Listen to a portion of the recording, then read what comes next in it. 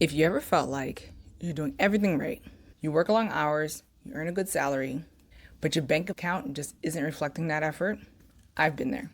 I know what it feels like to look at your bank balance and realize that the numbers in there aren't matching the hard work that you're putting in. Most women think that it's an income problem, but the truth is there are three common money mindset blocks that are quietly keeping you in the cycle of financial anxiety.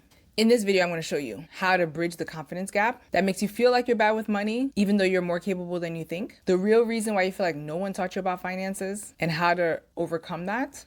The real reason why no one taught you about finances isn't an excuse. Why waiting until you make more money to start managing it is a trap, and how you can start building towards your freedom fund even on your current salary. Think of your financial life as a bucket that you're trying to fill with water. Your salary, the income you're making, is the water that you're pouring in.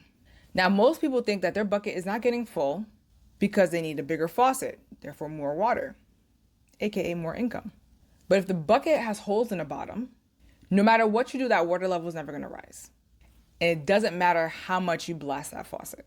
These mindset blocks are the whole. So before we go looking for a bigger faucet, we're going to plug these leaks so the bucket can actually hold what you're pouring into it. Now let's talk about the first hole in the bucket. The belief that I'm just bad with money. I hear this statement often, especially among women. And when they say it, they describe it as if it's a permanent part of who they are, like their height or their eye color. But the thing is, being good or bad with money is not a DNA trait. There is no finance gene. So let's think about it. When you drove for the first time, did you know how to do it just because you sat in the driver's seat? Of course not. You had to learn things like when you use your blinkers, how much pressure to put on the brake, how to navigate a four-way stop. Money is exactly the same thing. It's a skill. And so if no one gave you the manual, why would you expect to be an expert? For women, there's often a confidence gap. Research shows that a lot of women consider their financial success luck. But when they make financial mistakes, they take full responsibility. Men tend to do the exact opposite. And get this, statistically, when women start investing, they actually tend to outperform men. And why? Because we're generally less impulsive and more likely to stick to a long-term plan. So you actually aren't bad with money. You've just been operating without a system. So instead of saying to yourself, I'm bad with money, I want you to say, I am learning a new skill. It sounds small, but it shifts you from being a victim of your personality to being the manager of your bank account. And because it's a skill, it's something you can master. Now let's talk about the second mindset block. No one ever taught me how to money. If you feel this way, I want you to know it's not your fault. You aren't behind because you're lazy or not observant. You're likely feeling the effects of what some would call a historical hangover. Now, if you think about it, for a long time, the financial world was not just intimidating, it was off limits for women. Did you know that not even 50 years ago, a woman could not get a credit card without a male cosigner? And because of that, for generations, financial wisdom was being passed down from fathers to their sons. And it became unladylike for women to talk about money and salaries.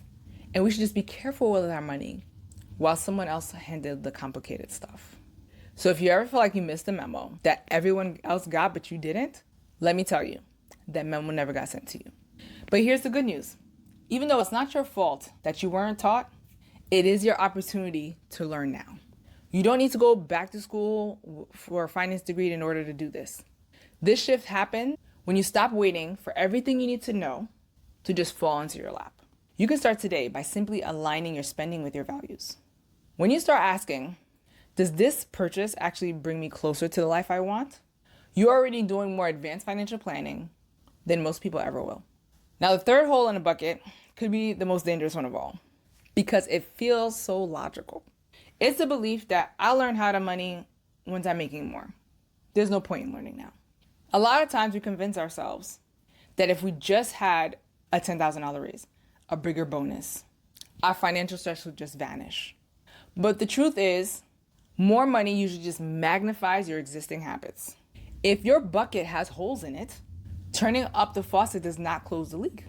It just creates a bigger mess. Let me tell you about a past client of mine. She's an occupational therapist from Florida.